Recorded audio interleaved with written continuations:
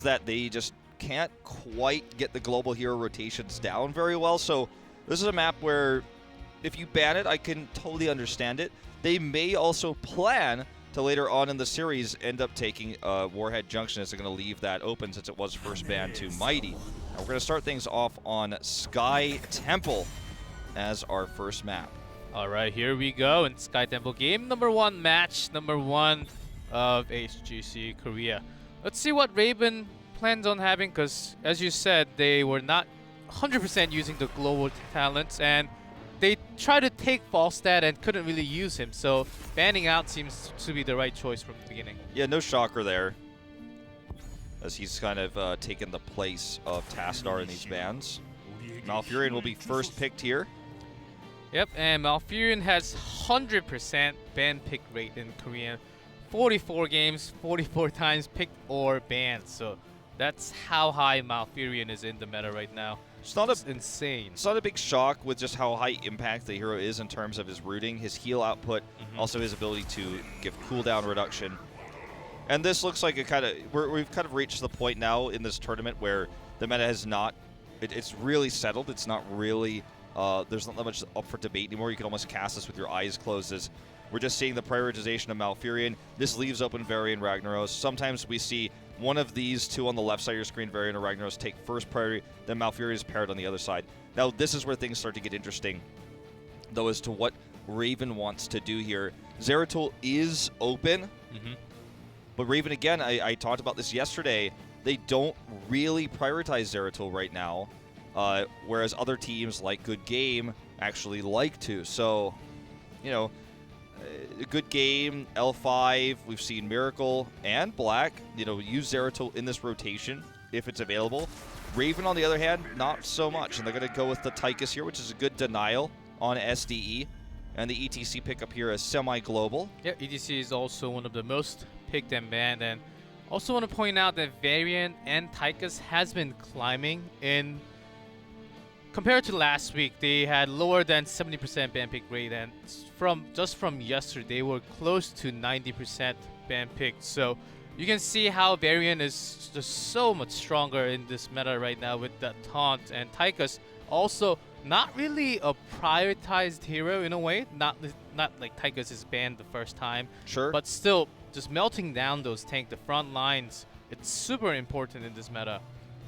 well, with Mighty taking Varian first pick, they weren't likely going to go into the ETC route anyways, but the two highest heroes that Mighty has been prioritizing in this tournament have been ETC and Tychus, so this is actually smart in you know, two facets here by Raven, as we see Dahaka banned.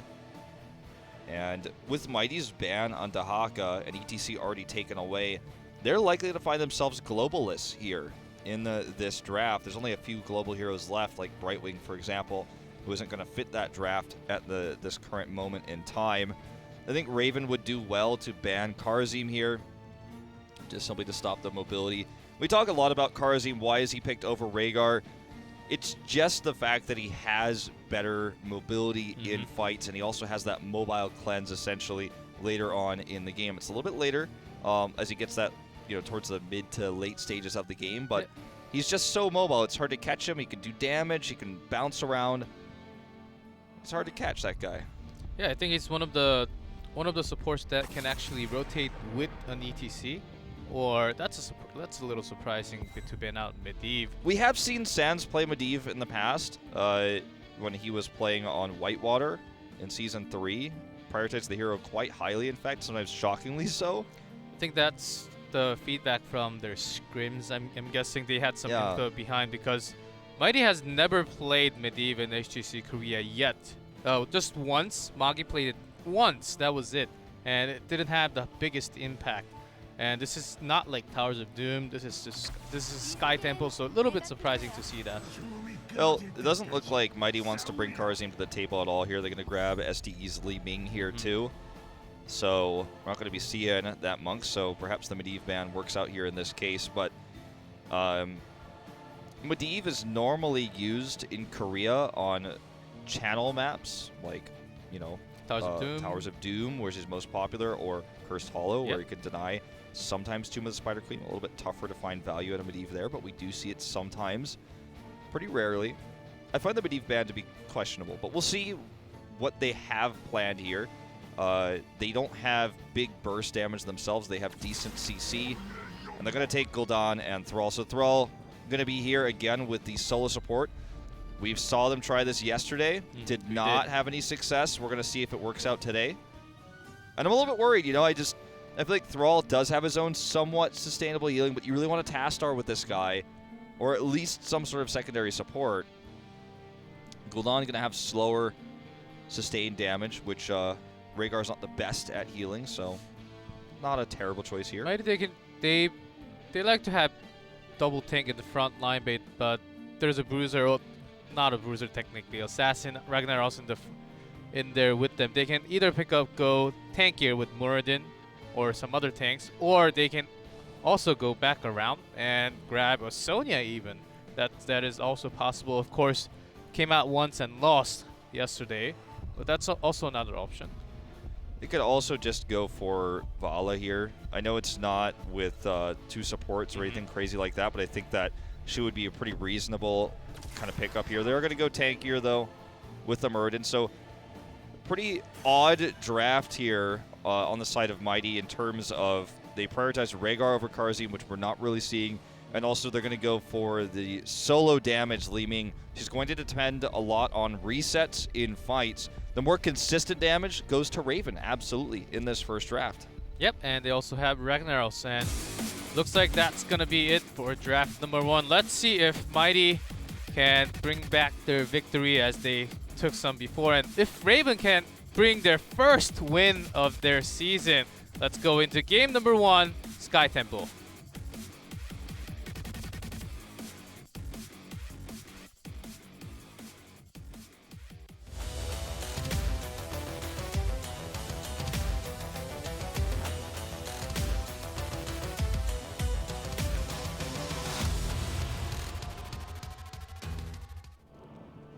In blue, Team Mighty. Joker on Muradin, Sands on Varian, Magi on Li-Ming, Nasong on Rhaegar, and STE on Ragnaros. In red, Raven, Joju on Malfurion, Hamlin on Tychus, NMX on Gul'dan, Diong on ETC, H82 on Thrall. We saw this very similar comp of Raven, I believe, the last game of yesterday, where the ETC was the only tank. And Mighty had a similar draft in terms of the frontline tankers with GG, and basically just having ETC was not enough to just take in all that damage in the front line. After losing ETC, they couldn't really do anything. All they could just do is poke and just being pushed, and they just lost a lot of their structures, and it happened over and over and basically lost the game. Let's see if there's anything different this time, because they did pick up Tychus, and against the Muradin, it's a pretty good pick. What's really interesting here that we have seen almost none of in this tournament in terms of talent builds here is Moonfire being taken for Malfurion at level 1, which is going to give them a little bit more wave clear. They got dominated in terms of wave clear, especially on Dragonshire. Perhaps that's part of the reason why they take Gul'dan here. They're going to go for Echoed Corruptions. They're looking to hopefully get that quest up as soon as possible, have a strong mid to late game there. The Moonfire will give them a little bit of extra wave clear. And, you know, this Li-Ming, we see a big root go on to Magi here. Nice heal over the wall from Nasong, but it's not going to be enough. The grenade will finish him off. I feel like with what we have here for Mighty is the combo we talked about all the time with Taunt and Sulfuris will need to get a kill. They're going to have a ton of lockdown as well with Muradin. If they can get a kill and get those resets, I foresee big wins in team fights for them. But without that, I'm a little bit concerned about the damage that Mighty has. Yes, Ragnaros does a lot of damage, but slowly, and it's not bursty. Yep, I totally understand what you're saying. And Raven, against them, they do not have the most squishy heroes other than Malfurion, because Brawl can heal himself with the trait, and I guess Gul'dan is also a little bit squishy, but Tychus is not compared to other ADCs, so Mighty really have to catch one, and Muradin will be the one coming from the side, getting the start of that CC chain. We'll see what happens. Yep. Gonna have to wait and see how much of this second temple Mighty can get, because they lost the entirety of the first one. And Raven with a well-coordinated invade here, looking to get picks. Hamlin is very low, though. He needs to back off here. He will get away. SDE will as well, but Joju is caught here. He's going to go down. That's 2 kills already for Mighty, and they're going to turn this fight on its head. H82 looks to get 1 pick, and he will before going down. Mighty will even up the temple damage. It's going to be 1-for-1 trade. All throughout this, NMX got a lot of soak, but at the cost of losing that team fight. We'll see if Mighty actually commits to pushing the top lane heavily now to make up for that damage. They still are ahead in structural damage, as you guys can see, despite taking even temples, because the top lane was pushed so hard by Mighty. And it looks like they are going to get that top fort. It looks like with the next wave, all that Joker really has to do is clear this wave, and it should kind of just go down on its own. Yeah, Raven seems a lot better compared to yesterday, how they were playing the last game. And they, even though they lost 3 members of their team, their rotation was not so fast from Mighty as they went Hearth back home. And they also took that time to just gather themselves back. And Raven actually, with NMX just soaking in the bottom lane, they do have a lead, slight lead in the experience. Okay, they're going to just actually heavily commit to trying to clear these Siege Giants. As I say that, Sands rotates up, though. He's going to try to get the pick onto NMX, gets the stun. The body block is real, and there's a pick. Overextending there in lane was Gul'dan. And even though was temporarily a 3v3 in the bot, Joju has to come up here to relieve this now. And that bot lane does neutralize. Joker not really committing to using his abilities to wave clear. He's just trying to zone H82 out of EXP range, which has been working pretty well for him. And, you know, the fort is eventually going to go down. He didn't actually use his abilities to clear the wave, so it's taking a little bit longer, but still winning that, still in position here. And H82 actually going to solo this camp alone. A little bit slower here, so the timing a little bit off for Raven. Yeah, a lot slower, as he is the only one taking the camp. I feel like Murden was actually waiting because they were getting the camp, and they can use that to their advantage to have a giant wave. Keep on pressuring the top fort, and then they can rotate around to the other lanes, and then they can get that experience taking other structures in other lanes. Yeah, I mean, basically, they just forced a safe and really easy top fort. I mean, it's still alive for a little bit longer, but they did that with 1 man. They rotated down faster. That's why they have control of this temple currently. When that fort goes down, it's going to be a big spike of EXP. That's going to give them 10 first. As you can see, Raven is trying to get into position for a fight before that happens, because they know that they're not going to be able to get 10 first. There's just no way. And here comes Molten Core. This is going to push them back. There's just simply nothing that Raven can do to stop this. Perhaps they should have just given this up to begin with, to try to soak additional lanes with the commitment of 5 down for Mighty. They could have been getting a little bit of extra EXP, but they did not. And they're going to give a full temple. Yep, they made the right choice. They did not overextend. They knew Mighty was going to hit 10 and they just hit level 10 just now. They could have been soaking top and mid, which would actually catch up with EXP and hit level 10 by now. But it was worth a try, and they didn't overextend. I'm actually glad they didn't go in. Yeah. One of the things that Rhaegar has that Karzim does not is some solid AoE wave clear, so he's going to be able to go out there and help clear that top wave. That fort is still alive, by the way, because the lane was so pushed.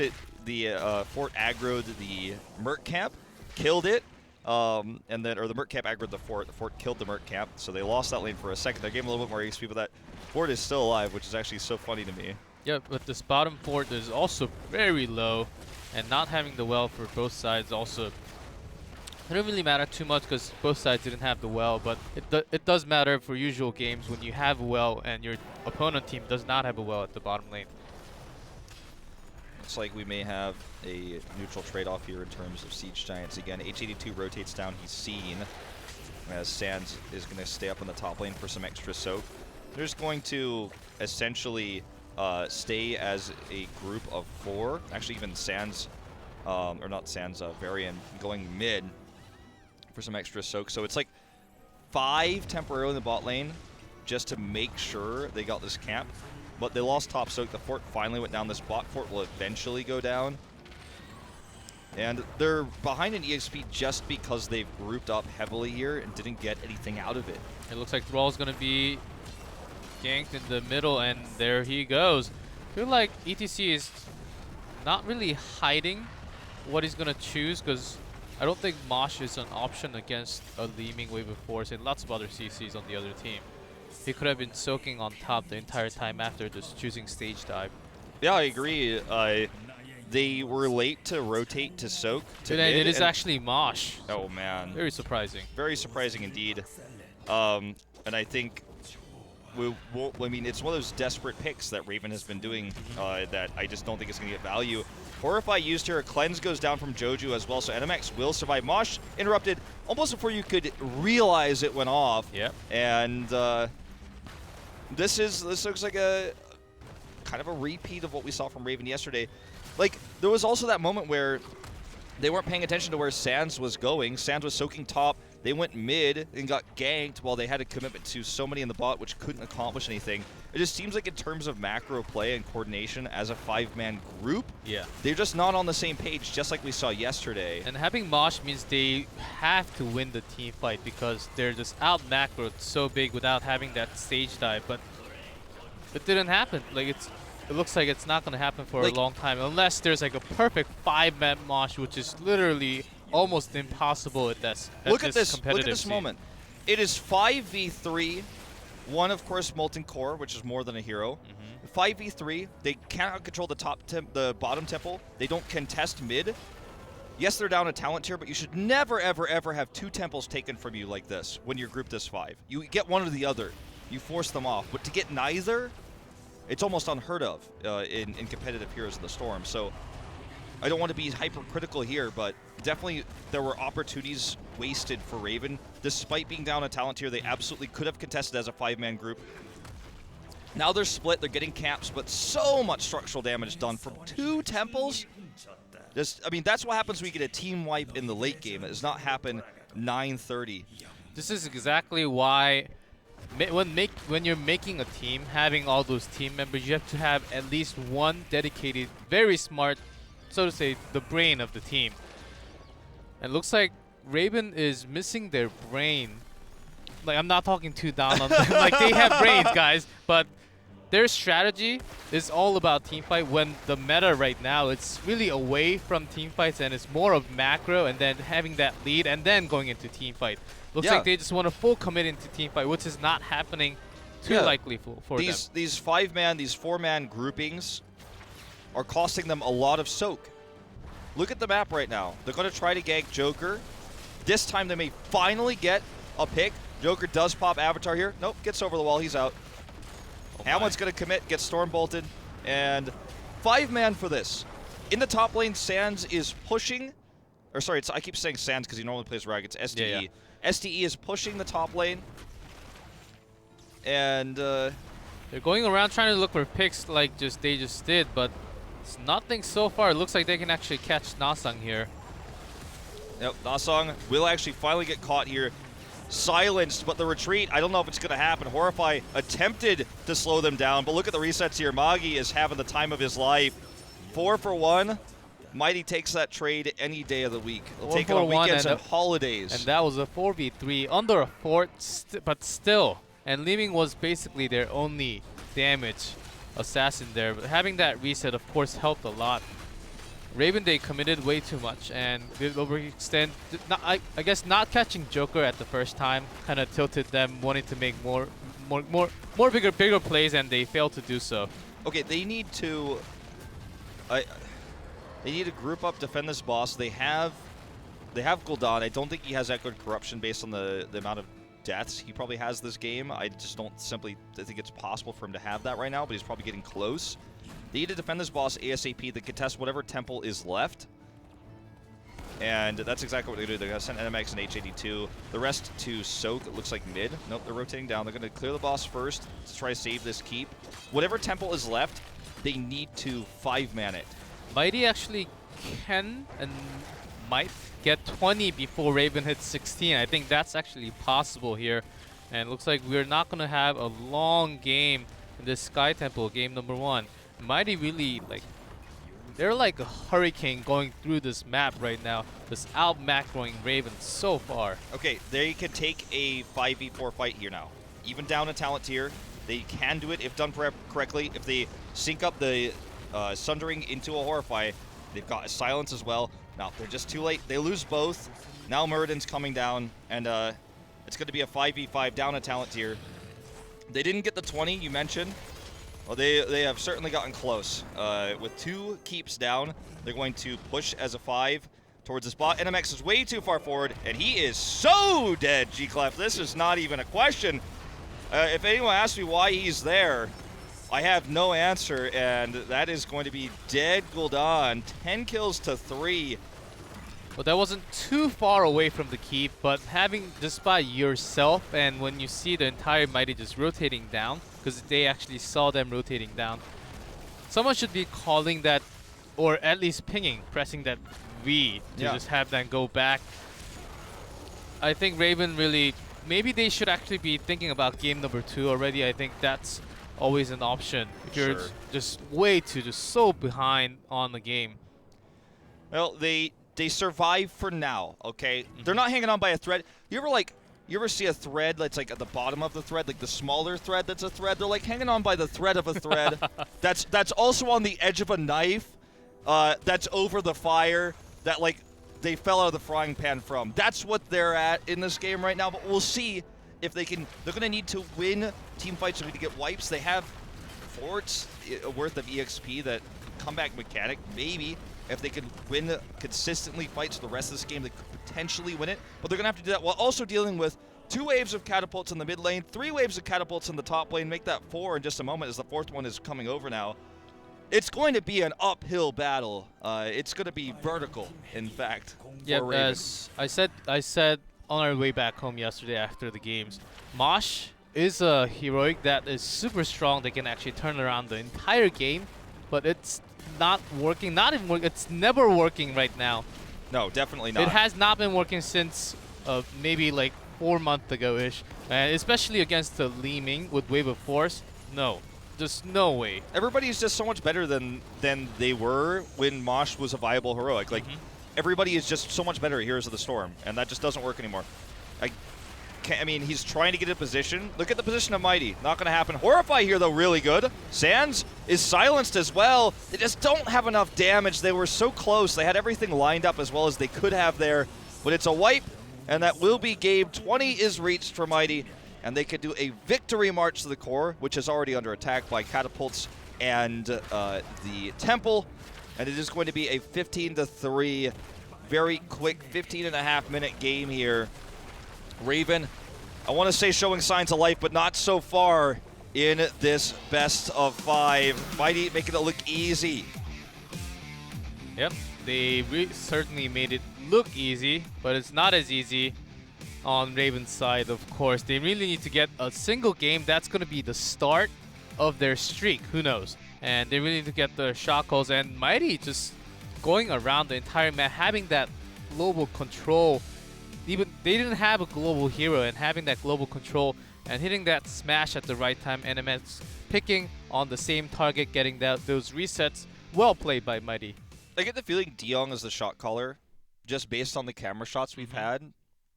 And like in terms of compositions and drafting, I thought it was intelligent what we saw from Raven. Like I don't have too much to say negatively about it. But in terms of their 5-man groupings, where they were really like, all right, all 5 bot lane, not able to get a kill, then lose somebody, like 5v3, or just not soaking when they needed to be soaking, giving 2 temples when they were grouped as 5 outside of a temple, not contesting, forcing members off the temple. Moves like that, or rather moves that didn't happen that could have happened, I think are how they play a more even game. In terms of raw mechanics, you know, team fighting, like in the last fight we saw some good coordination with the Sunderings going down, the Horrify there as well. Yep. It's just a macro. Like